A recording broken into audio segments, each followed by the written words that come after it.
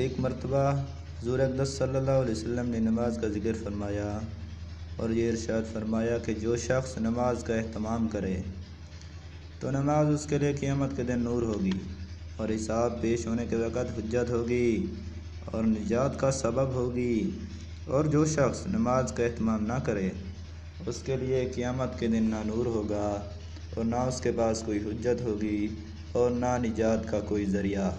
اس کا شر فرعون، حامان اور ابی بن حلف کے ساتھ ہوگا۔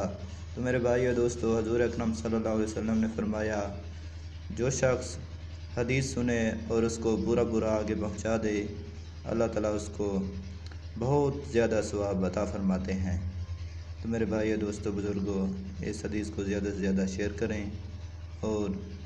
ہمارے چینل کو سبسکرائب کریں، اور ویڈیو اچھی لگے تو اس کو لائک بھی کر دیں تاکہ، اور بیل آئیکن کو بھی دبا دیں تاکہ دوبارہ آنے والی ویڈیو سب سے پہلے آپ تک پہنچے۔